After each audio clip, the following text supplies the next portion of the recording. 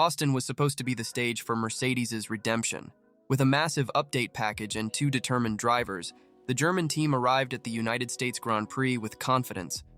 But in just 3 laps, Lewis Hamilton found himself in the gravel after a weekend to forget.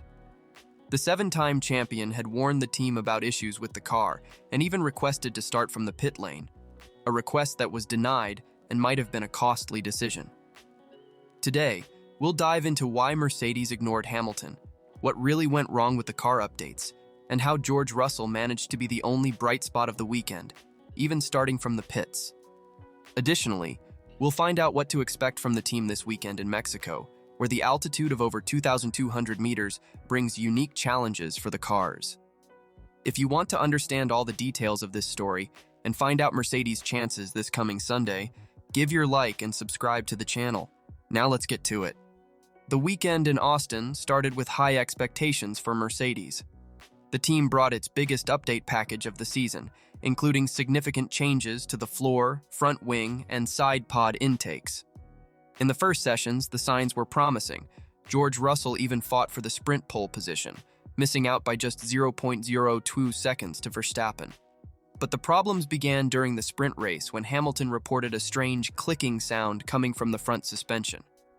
A later investigation revealed that one of the bearings supporting the suspension was deteriorating, causing irregular movements in the car. Although the team fixed the issue before qualifying, the nightmare was just beginning. In the GP qualifying, Hamilton experienced one of the most frustrating moments of his F1 career, being eliminated in Q1, his worst qualifying result of the season.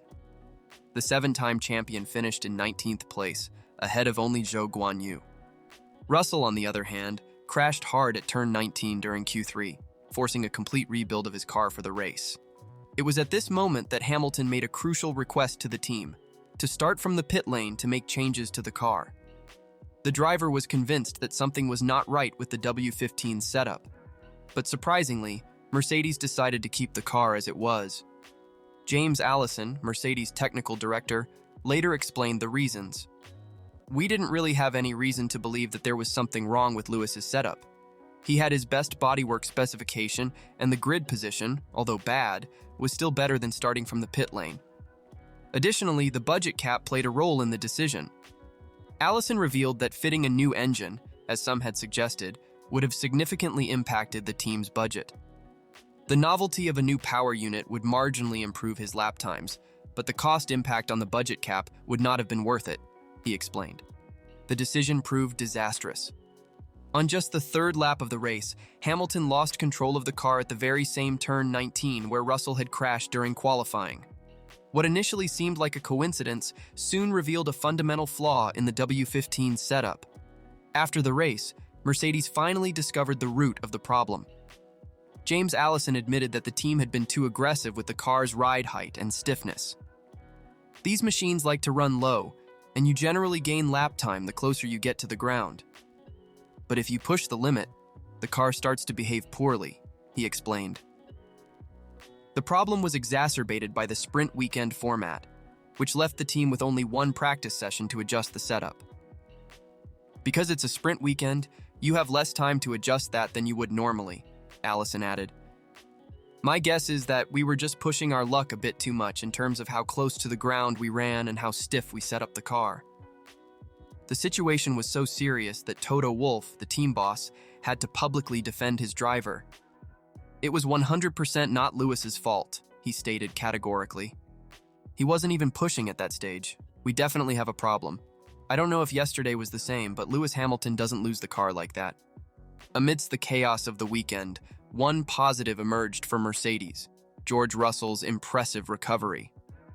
After his crash in qualifying, the team was forced to make significant changes to his car, including reverting to an older floor specification, which meant starting from the pit lane. Ironically, this forced change may have been a blessing in disguise. With the car in a more conservative setup, Russell managed to have a consistent race, showing strong pace, especially on hard tires. After the race, he commented, "Definitely satisfied with how things went on my end today. We didn't know what the race would bring in terms of opportunities, but we maximized everything from the pit lane to P6, ahead of a Red Bull." What's most interesting is that even with an older car specification, Russell maintained a competitive pace, saying, "The car didn't feel as dialed in as on Friday, but the pace came easily," explained the Brit, raising even more questions about the direction of the team's updates. Now Mercedes has just a few days to fix its issues before the Mexican GP, a track that presents unique challenges due to its altitude of over 2,200 meters. James Allison has already outlined how this will affect the W15's behavior. "You're running with Monaco-level wings, but you get Monza-like performance because the air is so thin."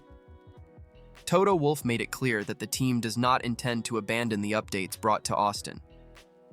"I don't think we have a fundamental problem with the upgrade. It's more about the interaction between aerodynamics and mechanics," explained the team boss. "It wouldn't make sense to not continue in this direction, as there is a lot of lap time on the table." However, Russell will be forced to use the old floor again in Mexico, as the new part damaged in Austin will only be available for the Brazilian GP. Hamilton, on the other hand, will have the full package at his disposal, although Wolff admitted, "I'm not sure if he will want to use it again." It's worth noting that Mercedes' inconsistency is not an isolated case this season. Toto Wolff pointed out that all teams have faced significant performance fluctuations with these ground effect cars. "You see the performance fluctuations between the McLarens, the Red Bulls, and then Ferrari, in all directions. There is some similarity and pattern that we can see," he explained. But Mercedes' case has been particularly intriguing. How can a team go from nearly taking pole position on Friday to having both cars facing serious issues by Sunday? James Allison believes the answer lies in the narrow operating window of the W15. "When we get it right, we're fighting for poles and wins, and when we can't find that sweet spot, we're nowhere," admitted the technical director. The situation becomes even more critical considering that these last races of the season will be crucial in defining the direction of the 2025 car's development. With Hamilton preparing to leave the team and Kimi Antonelli stepping in, the pressure to resolve these chronic consistency issues only increases, as Kimi is still new and may struggle to provide solid feedback for future updates, leaving Russell as the sole source for input. The story of Mercedes in 2024 has been a roller coaster of emotions, moments of brilliance followed by deep frustrations. The weekend in Austin exposed not only the team's technical vulnerabilities, but also raised questions about communication between drivers and engineers.